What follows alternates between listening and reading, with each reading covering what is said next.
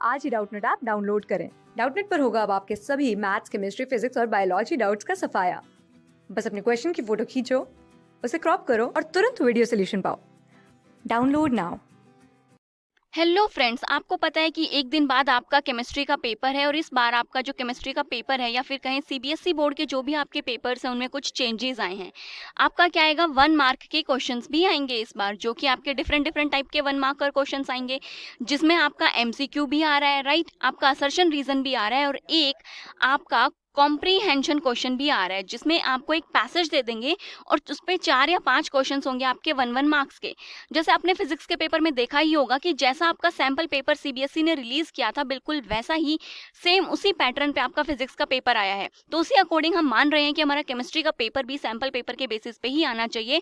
और आपको पता होगा कि आपके सैंपल पेपर में सबसे पहला जो क्वेश्चन है, जिसमें 5 पार्ट्स दे रखे हैं, और वो आपका क्या है, एक कॉम्प्रीहेंशन क्वेश्चन है। तो क्योंकि इस बार पैटर्न पूरा चेंज हुआ है, हमें भी इतना आइडिया नहीं है कि किस टाइप का कॉम्प्रीहेंशन का पैसेज आएगा, बट फिर भी हमने कोशिश की है कि किस टाइप का कॉम्प्रीहेंशन क्वेश्चन आ सकता है। आज उन्हीं टाइप्स ऑफ क्वेश्चन पे डिस्कस करेंगे कि अगर आपका ऑर्गेनिक केमिस्ट्री से कॉम्प्रीहेंशन आता है तो वो किस टाइप का आएगा, इनऑर्गेनिक और फिजिकल से किस टाइप का आएगा। तो 1 बाय 1 हम एक एक क्वेश्चन डिस्कस कर लेते हैं। तो देखिए, यहाँ पे आपको पहले कॉम्प्रीहेंशन दे रखा है और उसके बाद आपको 5 क्वेश्चंस दे रखे हैं। तो कॉम्प्रीहेंशन क्या है, पहले आपको वो पढ़ना है। तो अगर कॉम्प्रीहेंशन की बात करूं तो बोल रहे हैं the colours of the transition metal are due to D D excitation. D D excitation की वजह से ट्रांजिशन मेटल्स आपके कलर देते हैं। The energy required for D D electron excitation is available in the visible range. और जो डीडी इलेक्ट्रॉन एक्साइटेशन के लिए जितनी एनर्जी की जरूरत होती है वो विजिबल रेंज में ही होती है, इस वजह से आपके कंपाउंड्स कलर शो करते हैं।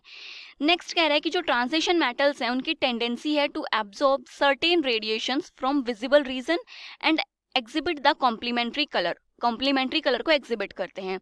नेक्स्ट बोल रहा है कि जो ट्रांजिशन मेटल आयंस है वो कंप्लीटली फिल्ड, जब डी ऑर्बिटल आपका कंप्लीटली फिल्ड होता है तो वो ट्रांजिशन मेटल आयंस आपकी कैसी होती हैं, कलरलेस होती हैं। रीजन, क्योंकि उनमें डी ट्रांजिशन नहीं हो पाता, as the excitation of electrons और electrons is not possible with in d orbital.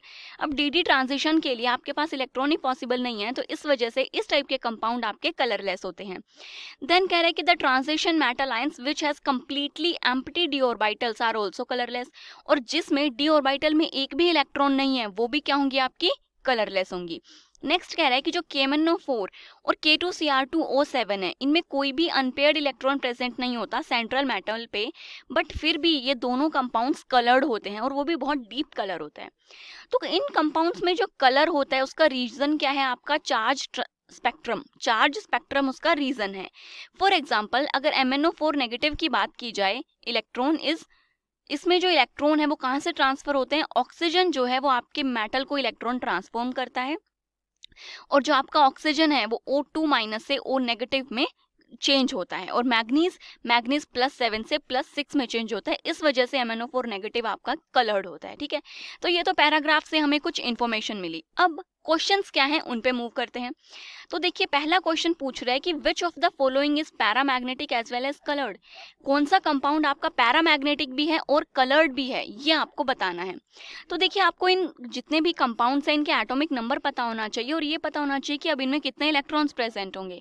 अगर मैं कॉपर प्लस आयन की बात करूं तो कॉपर प्लस आयन में आपका एक इलेक्ट्रॉन निकल चुका है, तो मतलब यहाँ पे आपका क्या होगा, आप बोल सकते हैं यहाँ पे आपका 3D 10 इलेक्ट्रॉन्स होंगे। 4s में जो एक इलेक्ट्रॉन था वो आपका निकल गया, राइट। कॉपर +2 की अगर बात करेंगे तो यहाँ पे आपका क्या बचेगा, 3D 9। स्कैंडियम +3 में D में एक ही इलेक्ट्रॉन होते हैं और 2 इलेक्ट्रॉन S में होते हैं, सारे ही इलेक्ट्रॉन जा चुके हैं, तो यहाँ पे आपका D क्या है, बिल्कुल एम्प्टी। और Zn+2 की बात करूं तो ये है आपका 3D 10। अब देखिए, इन्होंने बोला है कलर्ड कंपाउंड। ठीक है, कलरलेस के लिए हमें इंफॉर्मेशन दी थी कि कौन कौन से कंपाउंड्स कलर होंगे, जो कंप्लीटली फिल्ड डी ऑर्बिटल्स होंगे वो कलरलेस होंगे, राइट। तो यहाँ पे ये क्या है, कंप्लीटली फिल्ड, तो ये ऑप्शन आपका कट गया। ये भी कंप्लीटली फिल्ड है, ये ऑप्शन भी कट गया। देन उसके बाद जो एम्प्टी डी ऑर्बिटल्स है, मतलब डी ऑर्बिटल में एक भी इलेक्ट्रॉन नहीं है, वो भी क्या है, आपके कलरलेस हैं, तो सी ऑप्शन भी आपका कैंसिल हो गया। तो जो बी ऑप्शन है ये आपका करेक्ट है, क्योंकि ये कंप्लीटली फिल्ड नहीं है, अनपेयर्ड इलेक्ट्रॉन प्रेजेंट है, तो ये पैरामैग्नेटिक भी होगा और आपका कलर्ड भी होगा। तो जो बी ऑप्शन है वो इसका राइट आंसर है। नेक्स्ट क्वेश्चन में पूछ रहे हैं कलर्ड आयन, सेम उसी टाइप का क्वेश्चन है, कंपाउंड्स अलग हैं। तो सबसे पहले आपको जो सेंट्रल एटम है इनकी ऑक्सीडेशन स्टेट निकालनी है। ठीक है, तो यहाँ पे जो आपका क्रोमियम है ये +3 ऑक्सीडेशन स्टेट में है, क्रोमियम +3 का मतलब है ये हो गया आपका 3d 3 इलेक्ट्रॉन्स। यहाँ पे टाइटेनियम जो है वो +4 में है, क्योंकि वाटर तो आपकी न्यूट्रल लिगेंड होती है। टाइटेनियम +4 का मतलब हो गया D0। D0 का मतलब है dd ट्रांजिशन नहीं होगी, तो ये कंपाउंड तो आपका बिल्कुल भी कलर नहीं देने वाला है, ठीक है। उसके बाद जो आपका नेक्स्ट कंपाउंड है दैट इज कॉपर। तो यहाँ पे जो आपका कॉपर है ये +1 में है। कॉपर +1 तो हम यहीं पे देख चुके हैं, कंप्लीटली फिल्ड है, तो ये भी आपका कलर नहीं देगा। स्कैंडियम +3 से फर्स्ट ऑप्शन में आप देख चुके हो, स्कैंडियम +3 भी कलर नहीं देता, तो ये ऑप्शन भी गलत हो गया। तो जो ए ऑप्शन है जहाँ पे D3 मतलब 3 इलेक्ट्रॉन्स हैं ट्रांजिशन के लिए, ये कंपाउंड या फिर ये आयन आपकी क्या हो जाएगी, कलर्ड, ठीक है। देन उसके बाद नेक्स्ट क्वेश्चन में कह रहा है करेक्ट स्टेटमेंट कौन सी है आपको वो बताना है।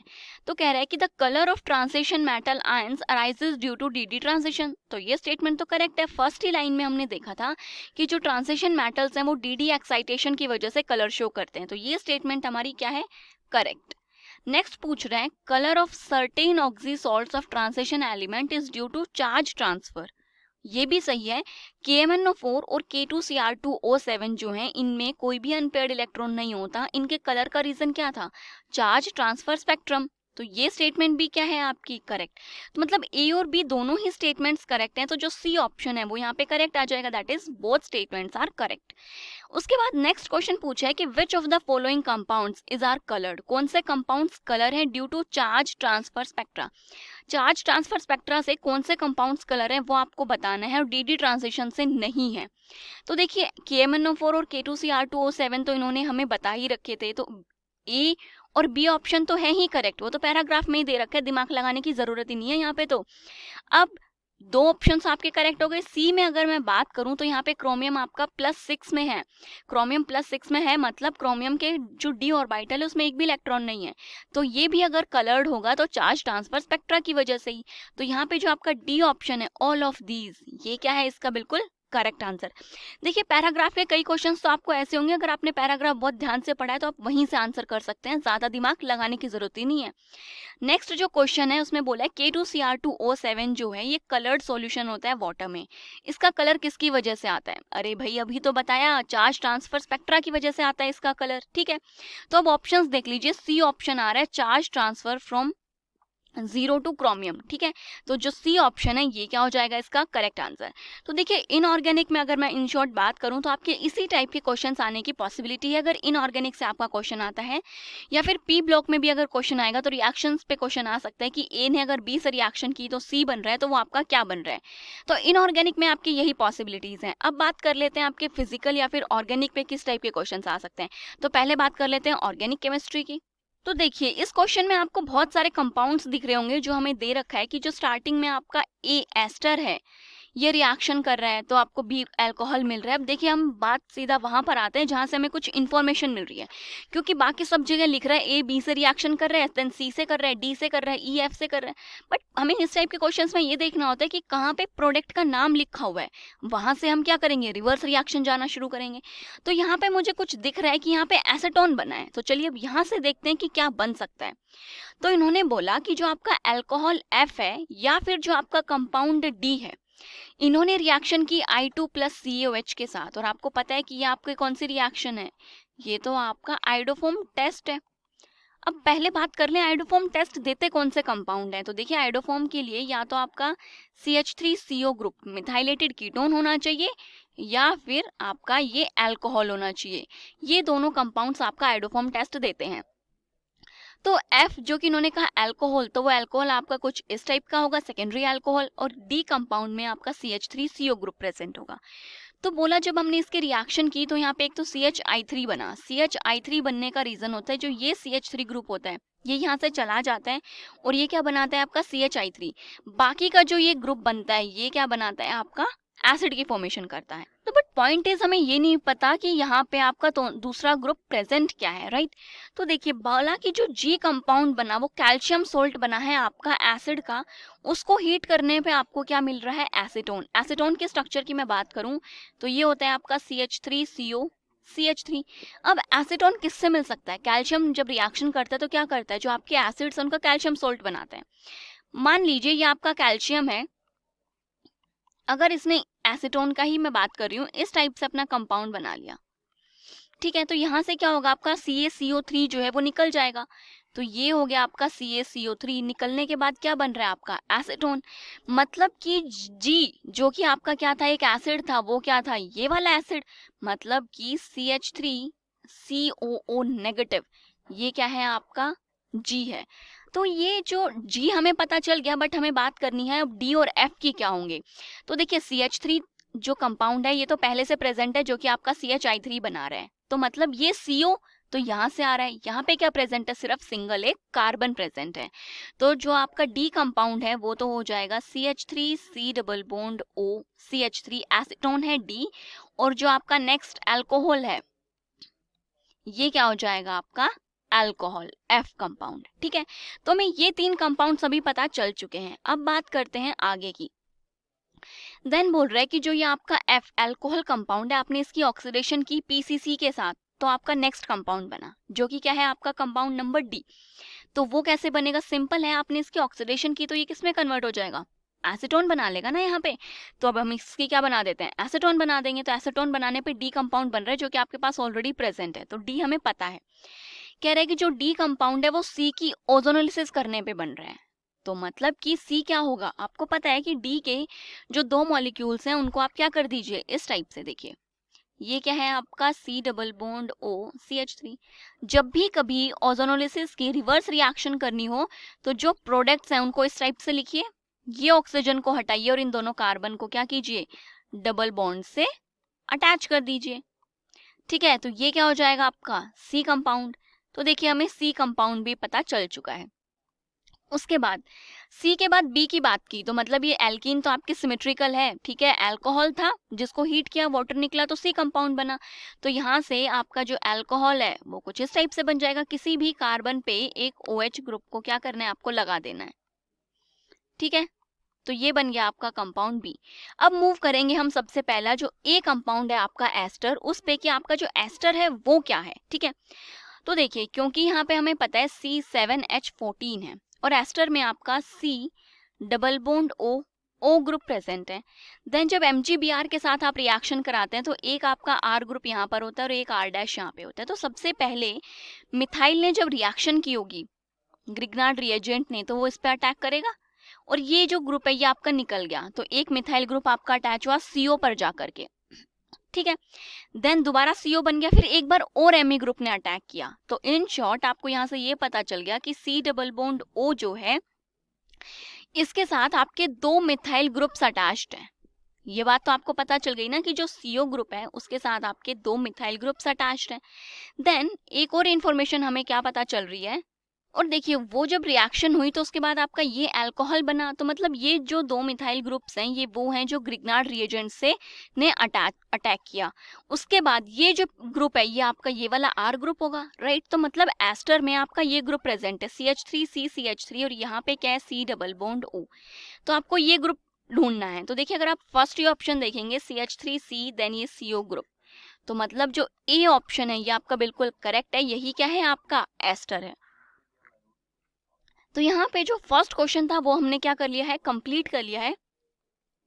बाकी इसके जो और क्वेश्चंस हैं जिनमें बाकी ग्रुप्स के बारे में पूछा हुआ है एक बार हम वो भी देख लेते हैं। ठीक है, देन नेक्स्ट पूछा है अल्कोहल बी क्या है। देखिए अल्कोहल बी तो हमें पता है कि जो आपका ये कंपाउंड था C double bond O CH3 C compound था जिसकी ओजोनोलिसिस की थी, इससे हमने हमारा बी कंपाउंड निकाला था। तो मतलब यहाँ पे हमने कहीं OH ग्रुप लगाया था।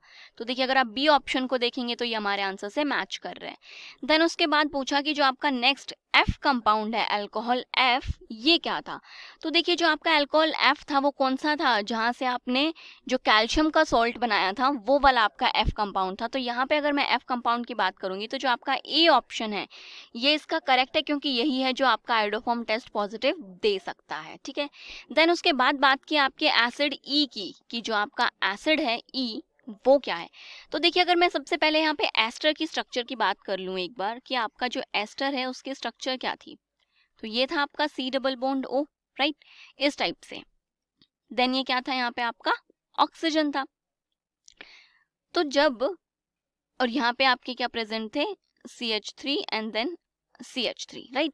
जब आप इसको हाइड्रोलिसिस करा रहे थे तो क्या हुआ था, यहाँ पे आ गया था आपका H और ये OH, तो ये क्या बन गया था आपका अल्कोहल, जो कि हमने थर्ड ऑप्शन में करेक्ट किया, तो यहाँ से क्या बना आपका एसिड, राइट। तो अगर ऑप्शंस देखेंगे तो ये आपका कौन से सी जो ऑप्शन है उससे मैच कर रहा है।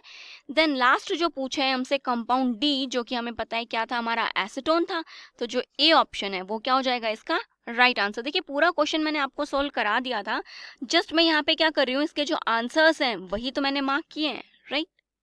देन एक और ऑर्गेनिक केमिस्ट्री का ही क्वेश्चन है, पहले पैराग्राफ दे रखा है, कुछ इन्फॉर्मेशन दे रखी है, वो देख लेते हैं।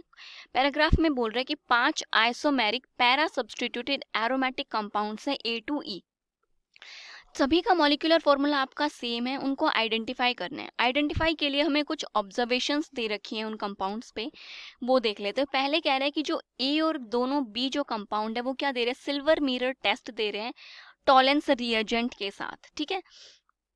तो जो आपके डिफरेंट डिफरेंट कंपाउंड्स हैं मैं उनको पहले वैसे लिख लेती हूँ, ए बी सी डी और ई, 5 कंपाउंड्स हो गए ये आपके, ठीक है। अब ए कंपाउंड और बी कंपाउंड के बारे में इंफॉर्मेशन दी कि सिल्वर मिरर टेस्ट दे रहे हैं। सिल्वर मिरर टेस्ट का मतलब है कि ये क्या हो गए आपके एल्डिहाइड ग्रुप प्रेजेंट है इनमें, ठीक है। अब वो एलिफेटिक भी हो सकता है, एरोमेटिक भी, क्योंकि टॉलेंस टेस्ट तो दोनों टाइप के एल्डिहाइड्स पॉजिटिव देते हैं ना। नेक्स्ट एक और इन्फॉर्मेशन दी कि जो आपका बी है वो एक और टेस्ट पॉजिटिव दे रहा है, वो क्या है आपका न्यूट्रल FeCl3 टेस्ट पॉजिटिव दे रहा है। न्यूट्रल FeCl3 टेस्ट का प्रेजेंट देने का मतलब है कि वहां पे फिनोलिक ग्रुप भी प्रेजेंट है, तो मतलब बी में आपका OH ग्रुप भी प्रेजेंट है कहीं ना कहीं। देन बोला कि जो सी कंपाउंड है वो आयोडोफॉर्म टेस्ट, आयोडोफॉर्म टेस्ट तो हमने अभी देखा CH3CO, मतलब मिथाइलेटेड कीटोन होगा, वो आपका सी कंपाउंड होगा। डी के लिए बोला इस NaCHCO3 सॉल्यूशन से एक्सट्रैक्ट किया जाता है, मतलब कि क्या है, डी में आपका कार्बोक्सिलिक ग्रुप प्रेजेंट है, यहाँ पे आपका कार्बोक्सिलिक एसिड प्रेजेंट है। ई के लिए बोला कि जब आप इसकी एसिड हाइड्रोलिसिस कराते हैं तो ये 1,4 डायाहाइड्रोक्सी बेंजीन देता है, ठीक है। क्या करा रहे हैं हम इसकी एसिड हाइड्रोलिसिस पे, 1,4 डायाहाइड्रोक्सी बेंजीन। 1,4 डायाहाइड्रोक्सी बेंजीन का मतलब क्या हो गया कि इस टाइप का कंपाउंड बन रहा है आपका, ठीक है। चलिए हमें इन्फॉर्मेशन मिल चुकी है, अब हम हमारे कंपाउंड्स देख लेते हैं। तो जो ए कंपाउंड है वो क्या है, कह रहा है कि जो आपका एल्डिहाइड ग्रुप प्रेजेंट होगा उसमें, ठीक है। तो देखिए ए और बी ऑप्शन तो आपके वैसे ही कट गए, इनमें तो एल्डिहाइड ग्रुप आपका प्रेजेंट ही नहीं है। सी और डी में दोनों में एल्डिहाइड ग्रुप प्रेजेंट है, लेकिन सी में OH ग्रुप भी प्रेजेंट है, तो उसके अकॉर्डिंग तो इसको FeCl3 टेस्ट पॉजिटिव देना चाहिए था, जो कि ये नहीं दे रहा, बी कंपाउंड दे रहा है। तो मतलब जो आपका ये ए कंपाउंड है वो कौन सा हो जाएगा आपका, डी ऑप्शन इसके लिए करेक्ट होगा। जबकि जो बी कंपाउंड होगा उसमें CH और OH दोनों ग्रुप प्रेजेंट होंगे, वो आंसर करेक्ट होगा। तो बाकी ऑप्शंस देख लेते हैं, right answer. Then C compound के लिए इंफॉर्मेशन थी कि वो क्या दे रहा है आपका आयोडोफॉर्म टेस्ट पॉजिटिव दे रहा है, तो मतलब उसमें COCH3 ग्रुप प्रेजेंट होना चाहिए, राइट। COCH3 ग्रुप को अगर आप देखेंगे तो सिर्फ आपका जो ए कंपाउंड है, राइट, ए कंपाउंड में ही क्या प्रेजेंट है आपका COCH3 ग्रुप प्रेजेंट है। यहाँ पर एल्डिहाइड है, एल्डिहाइड है, एल्डिहाइड, तो ये तो टॉलेंस टेस्ट पॉजिटिव देंगे, राइट। तो यहाँ पे जो आपका ए ऑप्शन है वो क्या हो जाएगा इस केस में आपका करेक्ट हो जाएगा, राइट। देन उसके बाद नेक्स्ट जो क्वेश्चन है 21, जो कि डी कंपाउंड है। डी कंपाउंड में क्या था आपका कार्बोक्सिलिक ग्रुप, क्योंकि वो आपका NaHCO3 टेस्ट पॉजिटिव दे रहा था, तो यहाँ पे कार्बोक्सिलिक एसिड कहाँ प्रेजेंट है, ऑप्शन बी में। तो इस केस में आपका जो बी ऑप्शन है वो क्या हो जाएगा करेक्ट। नेक्स्ट में बोला था कि कंपाउंड की जब आप हाइड्रोलिसिस कराते हैं तो हाइड्रोलिसिस कराने पे वो आपको 1,4 डायाहाइड्रोक्सी बेंजीन देता है, ठीक है। तो देखिए इस कंपाउंड में यहाँ पे पहले से OH ग्रुप ही प्रेजेंट नहीं है, तो बी ऑप्शन तो हमारा क्या हो गया, पहले ही गलत हो गया। COMe की हाइड्रोलिसिस कराने पे आपको OH नहीं मिलेगा, तो ये भी गलत है। सी ऑप्शन देखें, अगर आप इसकी हाइड्रोलिसिस कराएंगे तो यहाँ पे क्या मिलेगा, ये जो एल्कीन है ये ब्रेक हो जाएगी यहाँ से और यहाँ पे OH ग्रुप आ जाएगा, जो कि 1,4 डायाहाइड्रोक्सी बेंजीन ही होगा। तो यहाँ पे जो सी ऑप्शन है वो क्या है इसका राइट आंसर। तो ये थे ऑर्गेनिक के क्वेश्चंस। देखिए आपके टेस्ट के बेसिस पे भी कोई क्वेश्चन आ सकता है यहाँ पे, या फिर आपके जो ABCD कंपाउंड्स हैं उस टाइप का भी आपका क्वेश्चन बन सकता है, ठीक है। अब बात कर लेते हैं फिजिकल की, कि फिजिकल केमिस्ट्री पे किस टाइप के क्वेश्चन आ सकते हैं। तो देखिए यहाँ पे आपको पहले एक पैराग्राफ दे रखा है जो कि फ्यूल सेल पे बेस्ड एक पैराग्राफ है। कह रहा है कि जो फ्यूल सेल्स होते हैं वो गैल्वेनिक सेल्स होते हैं जिनमें केमिकल एनर्जी जो है फ्यूल की वो डायरेक्टली कन्वर्ट की जाती है इलेक्ट्रिकल एनर्जी में। कह रहा है कि a type of fuel cell is hydrogen oxygen fuel cell. जो हाइड्रोजन ऑक्सीजन फ्यूल सेल है या एक आपका जो कि गैल्वेनिक सेल ही है, इसमें 2 इलेक्ट्रोड्स होती हैं जो कि ग्रेफाइट जो पोरस ग्रेफाइट होता है उससे मेडअप होती हैं। कैटालिस्ट इसमें प्लैटिनम, सिल्वर और मेटल के ऑक्साइड्स यूज किए जाते हैं। कह रहे हैं कि जो इलेक्ट्रोड्स हैं वो एक्वस सॉल्यूशन ऑफ NaOH में प्लेस की जाती हैं। ऑक्सीजन और जो हाइड्रोजन है वो कंटिन्यूअसली सेल में हम क्या कर रहे होते हैं, डाल रहे होते हैं, तभी तो आपका सेल वर्क करता रहेगा। कह रहे हैं कि जो हाइड्रोजन है वो ऑक्सीडाइज होता है H पॉजिटिव में और ये OH नेगेटिव के हेल्प से न्यूट्रलाइज किया जाता है। दैट इज ये एनोडिक रिएक्शन होती है आपकी। तो एनोडिक रिएक्शन आपकी कैसे हो रही है? कह रहा है कि जो H2 है सबसे ये पहले 2H प्लस में क्या हो गया, ब्रेक हो गया आपका और 2 इलेक्ट्रॉन इसने रिलीज किए। अब जो H पॉजिटिव था उनको OH नेगेटिव क्या कर रहा है, आपका न्यूट्रलाइज कर रहा है और आपके 2 वाटर मॉलिक्यूल्स दे रहा है। तो इन दोनों की जो कंप्लीट ओवरऑल रिएक्शन है वो उन्होंने बता दी कि ये आपकी क्या है, एक ओवरऑल रिएक्शन। तो ये आप बोल सकते हो कि एनोड पे ओवरऑल रिएक्शन आपकी ये हो रही है। कैथोड की बात की तो बोला कि कैथोड पे ये ओवरऑल रिएक्शन हो रही है और उसके बाद उन्होंने एनोड और कैथोड की एक ओवरऑल रिएक्शन बता दी और बोला कि जो ओवरऑल रिएक्शन है उसका डेल्टा H भी दे दिया आपको और डेल्टा G भी दे दिया, किस पे, 25 डिग्री सेल्सियस पे। अब क्वेश्चन स्टार्ट हुआ। कह रहा है कि जो सेल का वोल्टेज है वो 1.3 वोल्ट है, तो मतलब ई सेल जो दे रखा है आपको वो कितना है, आपका 1.23 वोल्ट। ठीक है, H2O2 फ्यूल सेल का। अब पूछ रहा है कि जो ये आपका ये O2 2H2 प्लस 4 इलेक्ट्रॉन की जो रिएक्शन थी जो कि आपकी क्या थी, एक कैथोडिक रिएक्शन थी, उसका ई नोट आपको पता है। ठीक है, तो ई कैथोड की अगर मैं बात करूं तो वो मुझे पता है, वो कितना है आपका 0.40 वोल्ट, जो कि हमें ये दे रखा है। तो कह रहा है कि आपको इस रिएक्शन के लिए क्या करना है, ई नॉट की वैल्यू कैलकुलेट करनी है। कौन सी रिएक्शन के लिए, इस रिएक्शन के लिए। और देखिए ये जो रिएक्शन है आपकी 2H2O प्लस 2 इलेक्ट्रॉन, ये क्या है आपका एनोड का रिवर्स ही तो है, राइट ये क्या है आपका एनोड जो रिएक्शन होती है उसका कंप्लीट रिवर्स है। तो देखिए अब हमने क्या करना है, यहाँ पे कैलकुलेट कर लेंगे। ठीक है, अब एक चीज आपको यहाँ पे जो ध्यान रखनी है वो ये है कि जो हमसे एनोड की रिएक्शन जिस पे पूछा है वो क्या है, यहाँ पे जो एनोड की रिएक्शन दे रखी है उससे क्या है आपका रिवर्स है। ठीक है, अदरवाइज तो आपका जो ई सेल है वो हम ई एनोड और ई कैथोड को प्लस कर सकते हैं अगर सेम रिएक्शंस दे रखी हैं, बट यहाँ पे रिएक्शंस क्या है आपकी रिवर्स। तो आप लिखेंगे ई सेल, उसके बाद हमें ई कैथोड तो दे रखा है 0.4 माइनस क्या हो जाएगा आपका जो आपको ई एनोड कैलकुलेट करना है या फिर बोल सकते हैं आपका ई रिडक्शन। ठीक है, तो जब आप ई सेल कितना दे रखा है 1.23 वोल्ट, तो यहाँ से जो आपका ई एनोड आ जाएगा या फिर आप ई रिडक्शन भी बोल सकते हैं इसको, ये आ जाएगा आपका -0.83 वोल्ट इसको सॉल्व करने पे। ठीक है, तो ये तो था आपका फर्स्ट क्वेश्चन। उसके बाद इस पे और कौन कौन से क्वेश्चन है वो देख लेते हैं। देखिए आप पहले देख लीजिए डेल्टा H और डेल्टा G की जो वैल्यू है वो हमें ऑलरेडी दे रखी है। देन नेक्स्ट क्वेश्चन हमसे पूछा है कि आपको डेल्टा S जो है वो कैलकुलेट करना है। तो देखिए आपको पता है कि आपको डेल्टा H और जो डेल्टा G है वो हमें पहले से दे रखे थे, राइट। अगर मैं यहाँ पे डेल्टा H की बात करूँ तो ये दे रखा था आपको -285.6 और जो आपका डेल्टा G है ये था 237.4। ओके, और आपको जो टेम्परेचर है वो कितना दे रखा था 25 degree Celsius, that means 298 kelvin. तो यहाँ से आपका जो डेल्टा G है वो आप कैलकुलेट कर, सॉरी डेल्टा S कैलकुलेट कर ही लेंगे। Delta G is equals to delta H minus T delta S। तो जब आप यहाँ से डेल्टा S को कैलकुलेट करेंगे तो ये आएगा आपका -160 जूल पर केल्विन, ये आपका आंसर आ जाएगा। तो ऑप्शंस में देखें तो जो बी ऑप्शन है वो इसका करेक्ट आंसर है। देखिए सारी वैल्यूज दे रखी हैं, आपको जस्ट वैल्यूज पुट करनी है और आपको आंसर कैलकुलेट करना है। ठीक है, नेक्स्ट कह रहा है suppose the concentration of hydroxide ion in the cell is doubled then the cell voltage will be. तो सेल की वोल्टेज क्या होगी आपको वो बतानी है। ठीक है, तो देखिए अगर मैं यहाँ पे सेल के रिएक्शन की बात कर लूँ, सबसे पहले सेल रिएक्शन क्या थी आपकी, बोल रहे हैं O2 प्लस 2H2 क्या दे रहा है आपको 2 वाटर मॉलिक्यूल्स ऑफ वाटर। ठीक है, 2 मोल्स ऑफ वाटर। यहाँ पे हमने किसकी OH नेगेटिव जो है इसकी कंसंट्रेशन को इंक्रीज कर रहे हैं, बट ओवरऑल रिएक्शन में कहीं पे आपको OH नेगेटिव दिख रहा है हाइड्रोक्साइड, वो तो रिएक्शन में कंज्यूम हो चुका है। हम जो ओवरऑल रिएक्शन होती है वहां पर देखते हैं, तो यहाँ पे OH नेगेटिव है ही नहीं, मतलब इसकी कंसंट्रेशन इंक्रीज करने पर सेल वोल्टेज पे कोई भी फर्क नहीं पड़ने वाला, वो तो इस पे डिपेंडेंट ही नहीं है। तो आप क्या बोल देंगे, डी जो ऑप्शन है अनचेंज्ड, वो कैसा रहेगा आपका, अनचेंज्ड रहेगा, क्योंकि उस पर कोई भी फर्क नहीं पड़ा। ठीक है, देन उसके बाद नेक्स्ट क्वेश्चन है, कह रहा है कि जो आपका एक फ्यूल सेल है, इसमें कुछ स्टेटमेंट्स दे रखी हैं। पहली स्टेटमेंट है कि जो वोल्टेलिक सेल है in which continuous supply of fuels are sent at the anode to perform oxidation. देखिए ये बिल्कुल सेम लाइन आपके पैराग्राफ में भी दे रखी थी, स्टार्टिंग में ही हमने जब पढ़ा था कि एनोड पे आपका फ्यूल सेल जाता रहता है और वहां पे क्या होती है, उसकी ऑक्सीडेशन होती है, तो बिल्कुल करेक्ट है। अब कह रहा है कि जो वोल्टेलिक सेल है इनमें हम फ्यूल्स यूज करते हैं, जैसे मीथेन हो गई, हाइड्रोजन हो गई और CO हो गई, जो कि एनोड पे यूज किया जाता है, ये स्टेटमेंट भी करेक्ट है। नेक्स्ट कह रहा है कि जो H2O2 फ्यूल सेल है उसकी जो रिएक्शंस जो इन्वॉल्व हो रही हैं वो ये रिएक्शंस हैं।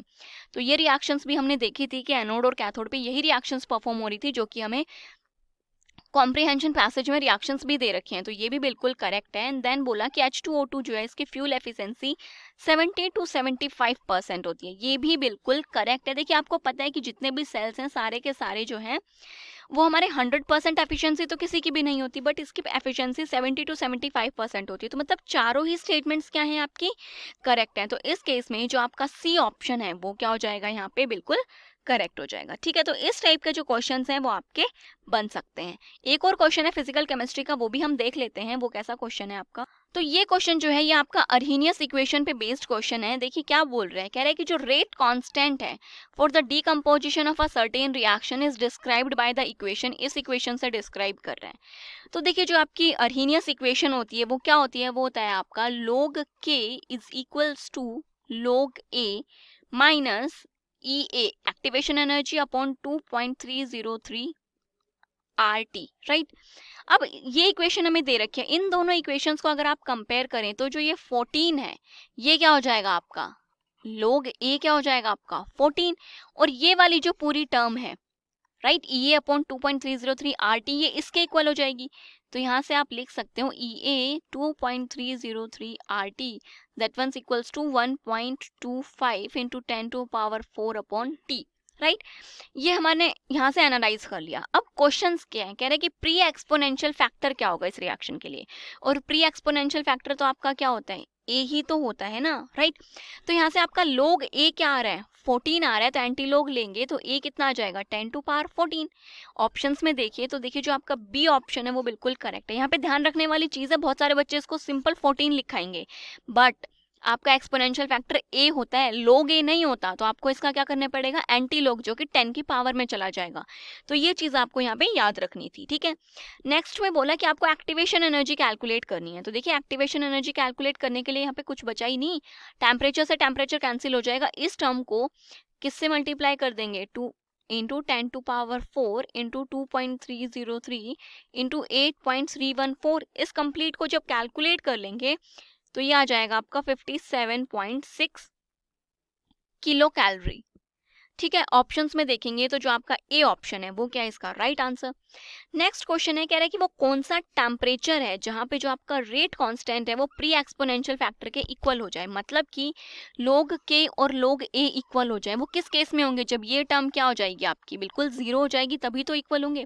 और ये टर्म जीरो होने के लिए टेम्परेचर आपका क्या होना चाहिए, ऑप्शंस देखिए, कह रहा है कि यही टेम्परेचर हो, तो ये तो पॉसिबल नहीं है। देन बोला कि टेम्परेचर आपका जीरो हो जाए, अगर टेम्परेचर को आप जीरो कर देंगे तो ये पूरी टर्म क्या हो जाएगी आपकी इनफाइनाइट, वो केस भी पॉसिबल नहीं है। केस पॉसिबल ये है कि अगर आपका टेम्परेचर इनफाइनाइट हो जाता है, टेम्परेचर क्या हो गया इनफाइनाइट हो गया, बहुत ज़्यादा हो गया, तो ये टर्म इतनी ज़्यादा छोटी हो जाएगी जो कि आपकी equal to nearly equal to हम बोलेंगे कि जीरो हो गई, उस केस में आपका log K जो है वो log A के बराबर हो जाएगा। तो जो आपका बी ऑप्शन है ये इसका करेक्ट आंसर है। देन उसके बाद एक और क्वेश्चन है, कह रहा है कि what is the effect on the rate of reaction, rate of reaction पे क्या इफेक्ट पड़ेगा 1 to 7 डिग्री सेल्सियस पर in the presence of a catalyst, catalyst के प्रेजेंस में energy of activation is lowered by इतना, एनर्जी ऑफ एक्टिवेशन को इतना कम कर देते हैं। तो यहाँ पे आपको दो केसेस इस टाइप से लेके चलने हैं, एक आपका सिंपल ये वाली मतलब इक्वेशन है log रेट की। देन एक आपको दूसरी इक्वेशन लेनी है, लाइक हम इसको लॉग के टर्म्स में ना लेते हुए सिंपल लेते हैं, के ई माइनस ई ए अपॉन आर टी, ये इक्वेशन होती है। एक के डैश की मतलब एक्टिवेशन एनर्जी जब आपकी चेंज हो गई है 10 किलो जूल से, तब का रेट आपका कुछ ही आएगा। एक्सपोनेंशियल फैक्टर तो हमें पता है हमारा सेम ही रहेगा, माइनस ई ए। अब देखिए एक्टिवेशन एनर्जी में हमने कितना चेंज लिया, 10 का चेंज किया, तो मैंने माइनस 10 किया डिवाइडेड बाय आर टी। अब क्या करना, इन दोनों इक्वेशंस को हम डिवाइड कर देते हैं। ठीक है, तो डिवाइड करेंगे तो आ गया के डैश अपॉन के। आपको पता है ए से ए कट जाएगा, तो ऊपर जो फैक्टर आ रहा है that is E A minus 10 upon R T. ठीक है, जो ये वाली टर्म जो कि आपकी नीचे आएगी, ऊपर आकर के माइनस का क्या हो जाएगा, प्लस हो जाएगा, ई ए अपॉन आर टी। तो देखिए ये जो ई ए अपॉन आर टी है वो इस ई ए अपॉन आर टी से कट जाएगा, और ये माइनस इस 10 को क्या कर देगा, प्लस। तो ये आएगा ई 10 अपॉन आर टी। आर की वैल्यू और जो टी की वैल्यू है, टी तो हमें दे रखा है ना 127, तो ये जब इसमें आप 273 ऐड करेंगे तो ये अराउंड हो जाएगा आपका 400। तो आप ई की to the power 10 upon 8.314 into में 400, जब आप इसको सॉल्व करेंगे तो ई की पावर आएगी अराउंड 3, और इसको सॉल्व करने पे आ जाएगा आपका 20। तो मतलब कि 20 टाइम्स आपका जो रेट है वो क्या हो जाएगा, कम हो जाएगा। तो जो डी ऑप्शन है ये इसका राइट आंसर हो जाएगा। तो देखिए मैंने आपको कुछ 5 टाइप्स के क्वेश्चंस डिस्कस किए। क्लास 6 से 12 से लेके नीट, IIT, जेई मेंस और एडवांस के लेवल तक 10 मिलियन से ज़्यादा स्टूडेंट्स का भरोसा। आज ही डाउनलोड करें डाउटनेट ऐप या व्हाट्सएप कीजिए अपने डाउट्स 8400 400 400 पर।